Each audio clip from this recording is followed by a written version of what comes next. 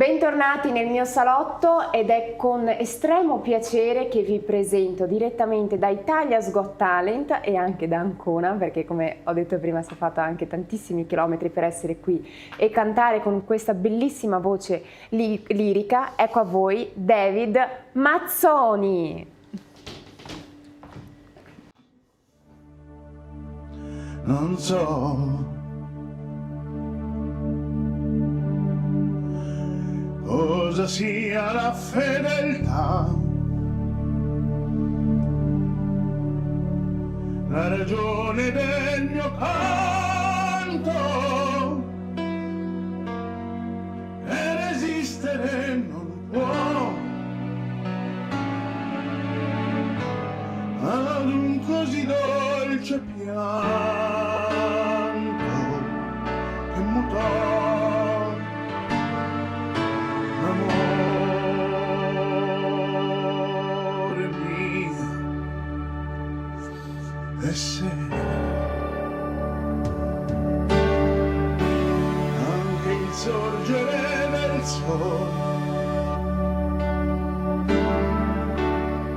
ci trovasse ancora insieme, per favore dimmi no. Rende stupidi anche i saggi, l'amore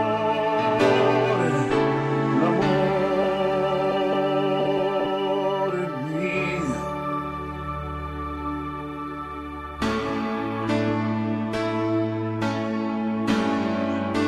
Se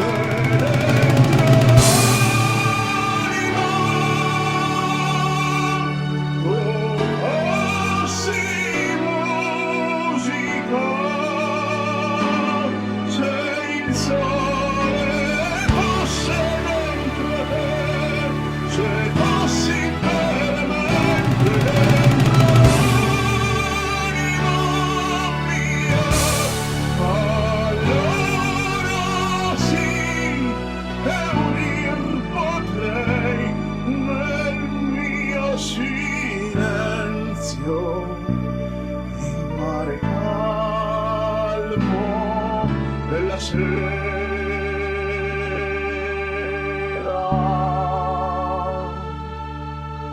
però quell'immagine di te così persa nei miei occhi mi portò la verità. Ma quello che non ha l'amore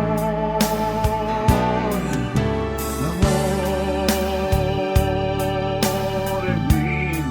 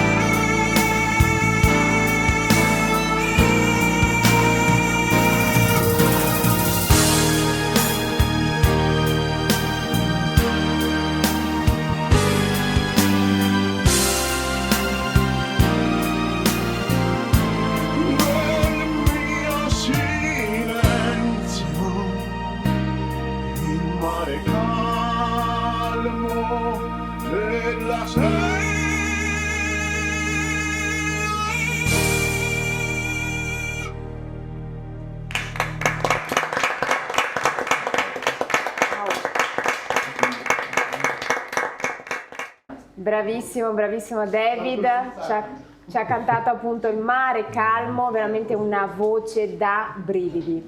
Bravi. Continuiamo appunto con i nostri ospiti, con Matteo Senno stavamo appunto parlando un po' dello sport, quanto è importante ad oggi i giovani appunto intraprendere lo sport, farlo ogni giorno soprattutto per la mente, no Matteo? Sì. E psicologicamente parlando. Adesso le faccio una domanda, tipo parliamo un po' di inclusione, no? Come lo sport può diventare uno strumento reale di integrazione e partecipazione secondo lei? Ma sicuramente lo sport, soprattutto quelli di squadra, se portato nelle tante comunità, nei tanti territori, soprattutto di periferia, e dando la possibilità di praticare uno sport a tutti, al di là della condizione delle classi sociali, può sicuramente creare un'integrazione migliore rispetto a tanti altri strumenti. E proprio per andare verso questa direzione, la nostra amministrazione è stata la prima in Italia che ha creato un progetto che si chiama Voucher 6 Sport, che è un buono dal valore di 180 euro che viene utilizzato per sgravarlo dal costo dell'iscrizione ad una delle tante associazioni sportive del nostro territorio. E quindi questo significa tendere una mano alle tante famiglie che in un periodo economico difficile come quello di oggi possono avere bisogno di un aiuto concreto per magari dare la possibilità ai propri figli di iscriversi appunto ad una delle tante società sportive del nostro territorio. Bellissima iniziativa, complimenti. Bravo, bravo, ha fatto una bellissima scelta perché giustamente tante persone, tante famiglie passano dei momenti veramente particolari, questo è un aiuto in più, soprattutto parlando come prima, torniamo sempre al fatto del psicologo, lo sport aiuta tantissimo mentalmente, Sì. quindi veramente fate sport, almeno una bellissima camminata, mezz'ora, 40 minuti al giorno serve veramente tanto. E se invece dovesse lanciare magari un messaggio ai cittadini e ai giovani che ci stanno guardando in questo momento, cosa direbbe sul valore dello sport oggi? Ma direi che lo sport è veramente un insegnamento di vita, perché quello che impari in palestra, che impari sul campo da calcio, di pallavolo, impari in piscina, impari in bicicletta, sono valori veramente che impari con i ragazzi, con il tuo allenatore, rispettando gli avversari, ma che poi ti portano veramente ad affrontare la vita di tutti i giorni mettendo la persona al centro e rispettando sempre le idee e confrontandosi con tutti gli altri, quindi avendo una visione molto più pragmatica della nostra realtà. Mi piace citare un'iniziativa che abbiamo lanciato durante il periodo del Covid, quando ad esempio non c'era la possibilità di uscire e quindi era difficile praticare sport, soprattutto per chi abitava in appartamento o in spazi comunque piccoli. Abbiamo realizzato all'interno dei parchi e lungo le spiagge del Lido di Venezia alcune aree fitness che sono delle vere e proprie palestre con attrezzi per praticare sport a corpo libero e quindi dando la possibilità alle persone di continuare ad allenarsi anche in un periodo difficile che per fortuna ormai è passato. Non le ho chiesto prima, signor Matteo, per avere il voucher come possono fare le famiglie? Per il voucher possono richiedere le famiglie che hanno un bambino di 6 o di 7 anni, quindi prima e seconda elementare, e possono richiederlo attraverso il portale dell'albo delle associazioni che si trova all'interno del sito del Comune di Venezia.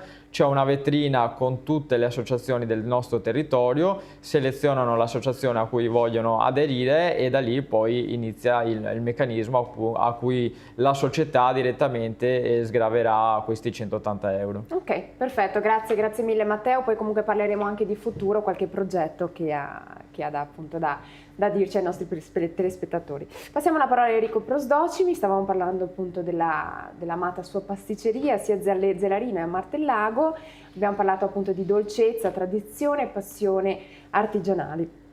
Le faccio una domanda, signor Enrico, i dolci spesso accompagnano i momenti più importanti della vita, no? C'è un ricordo o un episodio che l'ha colpita particolarmente in tutti questi anni? Ma di dolci ci sono tanti che mi ha colpito particolarmente, magari E è la focaccia che viene da Venezia, che è una focaccia schiacciata con marzapane all'interno, con mandorle e zucchero sopra, che è una cosa di Venezia, insomma, ecco. Sì, questa appunto rappresenta più la vostra identità, la vostra Sì, storia, no? sì. Ma io dico magari tornando un po' al passato, quando tutto è iniziato, quando hai iniziato a preparare i primi dolci, a muovere le mani, a impastare, a fare cose diverse, c'è un ricordo particolare, no? Che gli è rimasto in testa in tutti questi anni, che porta sempre con sé, dico nel cuore, no? Sì, i pasticcini, comunque la pasta frolla, dolci con la pasta frolla, si ti ricorda quando sei bambino che magari si impasti con le mani, questa farina, lo zucchero, il burro, e questi frullini con la marmellata, con la cioccolata, si ricordi un po' da bambino, insomma, diciamo, ecco. In questa pasticceria c'è solo lei o c'è tutta la famiglia? No, c'è tutta la famiglia Sì. e allora da quando abbiamo aperto anche a Martelago siamo circa 18 dipendenti, compresi anche noi soci. Ho il fratello che è un socio, Michele, mio zio Renzo, sempre socio, e dopo mia mamma che tuttora ci dà una mano, ci aiuta, e mia moglie Barbara che è una colonna portante della pasticceria perché segue un po' tutto dalla vendita, dall'amministrazione, contabilità, dialogo anche con i dipendenti e con noi, insomma, ecco, quindi è un punto forte. E gli orari solitamente che fate quali sono? Mattina, pomeriggio, sera? Così anche Del gli spettatori negozio? vengono a trovarla, sì. E allora facciamo dalle 7 alle 20 a Martelago perché facciamo la pausa pranzo a Martelago e qualche primo, toast, panini, salatone, eccetera. E invece a Gelarino chiudiamo a mezz'ora e 45 e riapriamo alle 15:30 fino alle 20. Lei sta più a Zelarino o Martellago? Dove la troviamo? Adesso attualmente sono a Zelarino per le frittelle Galani, perché mi occupo, ecco, specialmente delle frittelle Galani, e il resto del periodo sono più a Martelago, che seguo Martelago. E Insomma. quanti tipi di frittelle fatte state facendo in questo momento? Diversi tipi, diversi gusti di frittelle. Beh, facciamo la classica veneziana con le mele, pinoli, ovetta, e dopo le soffici che vengono riempite con vari gusti, quindi crema, zabaione, dico alcuni, cioccolato, pistacchio, limoncello, liquirizia, caffè, frutti di bosco, fragola. Anche perché so che siete una pasticceria che puntate moltissimo sulla qualità, no? Sì, Qualità e anche innovazione, no? Sempre Sì. crescere, sempre di più. Abbiamo puntato sempre sulla qualità delle materie prime e della lavorazione, insomma, anzi, Va bene, grazie Enrico, poi comunque parleremo un po' di futuro, se ha magari qualche Certo. idea da raccontarci. Passiamo la parola appunto a Moreno Barella, stavamo parlando appunto di questo meraviglioso olio extravergine d'oliva, del suo territorio, e appunto stavamo parlando, quando eravamo brevemente in pausa, com'è stata, Moreno, la trasformazione di questo territorio, anche perché è stata, so, come mi stava dicendo, completamente capovolta dalla collina. Sì, La collina, beh, non È stata- esageriamo, ma comunque è stata capovolta la collina e quindi Sì, si è capovolto completamente tutto questo territorio, è no? stato un impegno molto difficile perché il territorio, che comprende una proprietà di 15 ettari, era completamente abbandonato e quindi gli ulivi erano non potati, il bosco si mescolava quasi agli ulivi, per cui è stato portato avanti un processo di riqualificazione del territorio che è durato 3 anni e è stato necessario anche portare avanti un processo di trapianto degli ulivi, in quanto gli ulivi erano concentrati soltanto su un versante della collina. Come sappiamo tutti noi, gli ulivi hanno bisogno di spazio, di aria, eccetera, soprattutto partendo da una considerazione iniziale che ho fatto, e cioè che per produrre un buon olio bisogna partire da un olivo che sta bene. Certo. E per star bene l'olivo ha bisogno di uno suo spazio, ecco perché ho portato avanti questo progetto di trapianto, portando uno spazio di competenza da 20-25 metri quadri a 50 metri quadri per olivo. e quindi favorendo lo sviluppo della chioma, favorendo anche il soleggiamento soprattutto dell'olivo, che è importantissimo non solo per la produzione ma anche per la qualità dell'olio, no? Per la qualità dell'oliva. Quindi la priorità è stata data, diciamo, all'ulivo. E questa è la cosa principale che ho imparato all'inizio. La base, no? La base, sì, di certo. So che ha fatto anche un meraviglioso packaging bianco così. Proprio... Sì, il packaging è stato studiato dalla mia ex agenzia, cioè l'azienda che avevo prima, Sì. e si ispira alla città di Venezia, si chiama Mercante d'Olio perché i mercanti veneziani sono quelli che agli inizi degli anni 1000 hanno importato l'olivicoltura dalla Grecia, dal sud Europa, Okay. no? L'hanno portata prima nel territorio del lago di Garda e poi anche a Venezia diciamo, per sviluppare l'olivicoltura locale per i famosi dolci veneziani. No? Okay. E quindi c'è tutta una storia. L'olio ha una tradizione millenaria, diciamo, perché il primo utilizzo che c'è stato dell'olio era la forgiatura delle armi. Questo è stato il primo utilizzo. Il primo, no, di tutto. Esatto, poi l'illuminazione e adesso ovviamente ha diversi utilizzi, tra cui... Sì. E parlando sempre di packaging, cosa l'ha ispirato a chiamarlo MDO, Mercante d'Olio? Appunto, è riferito appunto ai mercanti veneziani, no? Perché c'è stato uno studio attorno, perché dobbiamo ovviamente creare un storytelling ideale e adatto anche per un prodotto che viene realizzato proprio nei giardini di Venezia, perché se guardiamo bene, Vittorio Veneto, dove è collocato l'oliveto, sono i giardini di Venezia.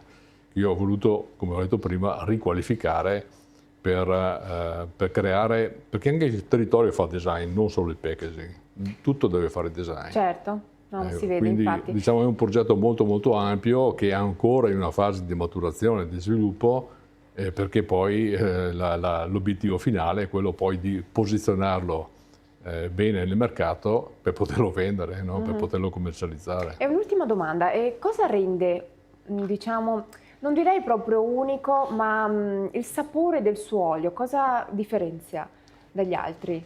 Cioè nel momento dell'assaggio? Ma allora, quest'olio è un olio molto equilibrato, è un fruttato medio, pizzica in gola, vuol dire che ovviamente è ricco di polifenoli, ha una quantità superiore a 500 ppm di polifenoli, che è molto alto. Questo vuol dire che ha la presenza di antiossidanti, che sono gli elementi più importanti per la nostra salute. E poi ci differenzia perché abbiamo tantissime qualità in Italia. Abbiamo gli oli ancora più piccanti, gli oli più amari. Questo è un olio estremamente buono soprattutto per gli chef, in quanto hanno bisogno di un olio equilibrato, quindi non estremamente aggressivo per i piatti. Quindi secondo lei va usato più a crudo o no, in tutte e due i casi? assolutamente a crudo, assolutamente a crudo, sì, non viene utilizzato in cucina ovviamente, a crudo perché si apprezza. Non vedo l'ora di assaggiarlo, allora, visto che si prende un cucchiaino la mattina, vi faccio compagnia. No, è molto importante assaggiarlo per poter differenziare un vero olio extravergine d'oliva da un olio extravergine d'oliva che si compra normalmente al supermercato. Quindi c'è una tecnica particolare che ovviamente viene utilizzata dagli esperti degustatori, tra cui mia moglie che è esperta degustatrice, però perché ha fatto corsi. Però anche alle persone normali viene insegnato, lei lo insegna, come distinguere un olio dall'altro, no? Quindi è un mini corso che permette appunto di apprezzare, no? Un olio rispetto a un altro e di ovviamente distinguere dagli oli purtroppo che si trovano, che fanno soltanto male alla nostra salute. Qui ci sarebbe tantissimo da parlare, da conoscere, avrei tante di quelle domande da farli che non smetterei. Non smetterei più, ma siccome il tempo è pochissimo devo passare comunque nell'altro ospite. Grazie comunque Moreno. Grazie. Gentilissimo. Passiamo a Igor Battistin. Stavo guardando appunto il manuale che ha fatto alle prese con il servizio al vassoio. Infatti stavo sfogliando un pochino di pagine, approfittate. Dove lo possiamo prendere, signor Igor? Ma allora si vende anche al Florian, quindi direttamente in piazza San Marco, e è un manuale che ho dedicato ai ragazzi delle scuole alberghiere, lo sto presentando da qualche anno perché è una tipologia di servizio completamente diversa da quelle che le scuole alberghiere insegnano, perché ci sono varie tipologie, c'è il servizio all'italiana, alla russa, alla francese, però ho sempre notato che questa tipologia di servizio, che noi la manteniamo da 300 anni al Florian, è un servizio unico nel suo genere, non è mai stato trattato, perlomeno questi ragazzi, grazie anche alle istituzioni, mi hanno dato conferma che non avevano mai dedicato, ecco, tempo e magari scritto nient'altro che pochi paragrafi. Alla fine, grazie chiaramente anche al Caffè Florian, ho voluto creare questo manuale, e questo manuale lo presento e l'ho dedicato proprio a questi ragazzi che intraprendono questo lavoro. È una tipologia che sicuramente si aggiunge alle altre, quindi lo presento alle scuole alberghiere e quindi a quei ragazzi che domani diventeranno degli operatori di sala. Non solo sala, perché si può usare, si può sbarazzare, quindi usare il vassoio anche in bar, nelle discoteche, quindi ecco, trovo fortunatamente terreno fertile. Importantissimo quando si vuole iniziare appunto un mestiere come il suo, che aiuta veramente tanto, no? E so che prima appunto mi stava parlando che alcune signore la chiamano per degli incontri, e mi spieghi un pochino come funziona quando una signora la chiama e vuole organizzare un tè a casa sua? Sì, diciamo che dopo la specializzazione, invece di organizzare a casa di una signora, diciamo un cliente importante a Venezia, una cioccolata calda che si faceva sempre nel periodo di Natale, ho voluto, siccome io sono un collezionista di tazze e tutti oggetti vittoriani, ho voluto invece organizzare alla signora questo tè a casa. E da di là poi non mi sono più fermato. Chiaramente è un format diciamo che rivive un po' quell'epoca, perché è stato ancora una volta descritto da un giornalista come un viaggio che ferma il tempo. Qui la signora mi invita a casa sua e decidiamo assieme, questa chiaramente in una stanza privata, quali sono i tè che lei vuole servire ai suoi ospiti. Sì. Chiaramente i tè, si parte sempre da un tè molto delicato e per arrivare magari a un tè che abbia un po' più corpo, e io poi con il mio frac sto a disposizione, quindi organizzo quello che è la sala. Tante signore magari, chiedo scusa, organizzano in un albergo o in un'altra location e io preparo quello che è, diciamo, tutto il servizio. Io resto a disposizione per qualsiasi domanda servendo il tè. È tutto, ripeto, molto studiato nei particolari, perché, ripeto, è un tè in una location chiaramente che mi porta fuori dalla sala, diciamo, da dove io quotidianamente svolgo il mio lavoro, quindi al Caffè Florian. E quindi cerco sempre di organizzare nei minimi particolari quello che è poi il format che poi andrò a svolgere durante il pomeriggio. Con le signore è un'occasione, come in epoca vittoriana, di conoscersi, o magari in qualche location ho avuto un commerciale con delle aziende importanti dove magari io, servendo il tè, loro magari presentavano i loro prodotti. E secondo lei che cosa racconta il tè di una persona nel momento che lo sceglie? Questa ero curiosa. Sì, il tè, io ho notato che ci sono, prevalentemente un tè aromatizzato, però è chiaro che ogni signora, magari chi preferisce un floreale, chi preferisce magari aromi diversi. Sì,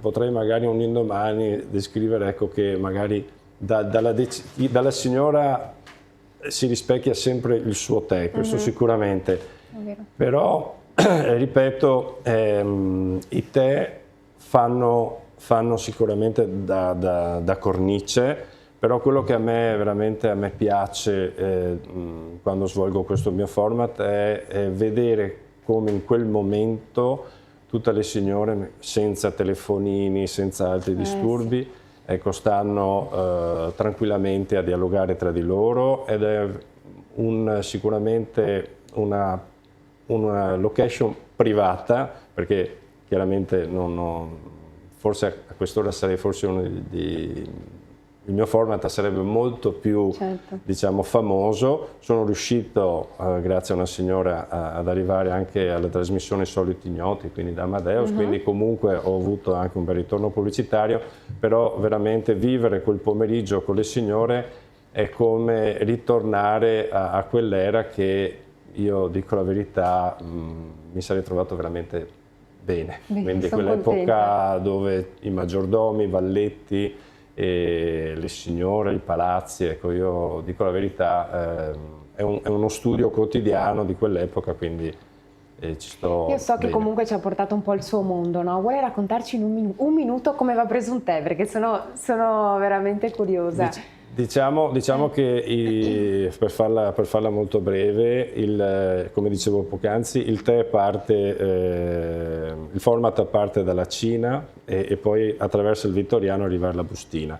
Questo dà modo alle signore di poter anche saper trattare poi successivamente a questo format una foglia oppure una bustina di tè.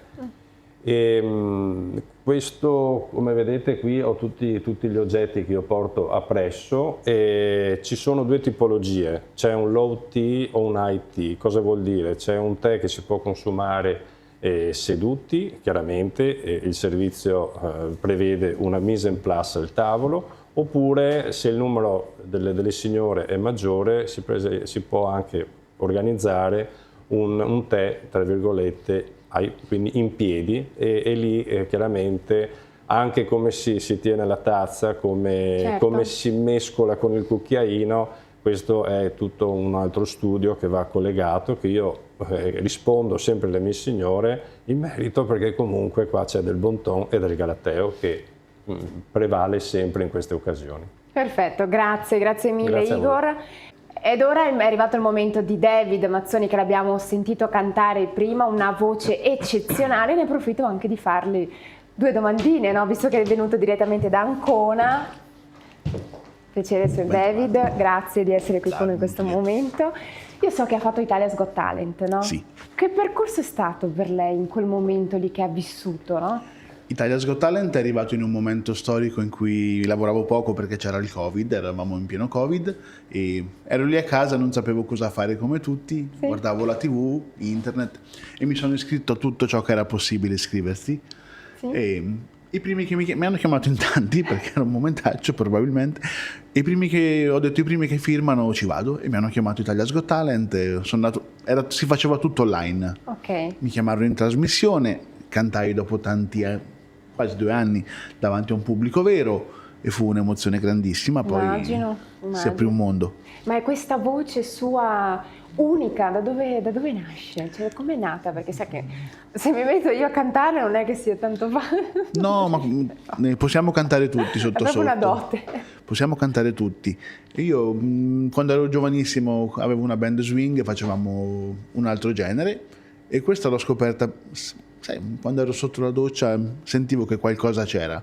E un giorno, per giocare, facevamo, mi ricordo, Sole Mio, provai ad impostarla per fare lo spiritoso, e funzionò, si bloccò la piazza, e da lì cominciai a studiare. Che bello, mi sto immaginando un po' come è iniziato il suo percorso, no? Lei che canta davanti a tutti, bellissimo, sì. complimenti. Grazie e adesso lei mille. ci canterà? Miserere.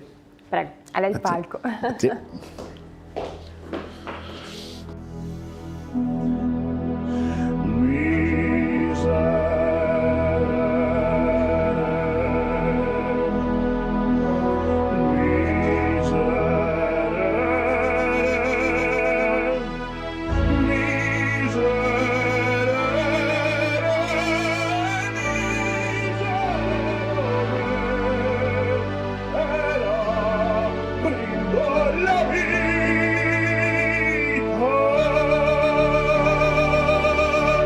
Ma che mistero è la mia vita, che mistero. Sono un peccatore l'anno 80.000, un menzognero, ma dove sono? Cosa faccio? Come vivo, vivo nell'anima del mondo, perso nel vivere profondo, ehi, misero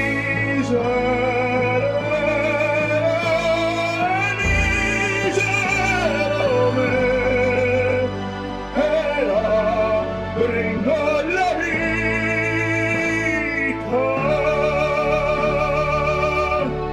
Io sono il santo che t'ha tradito quando eri solo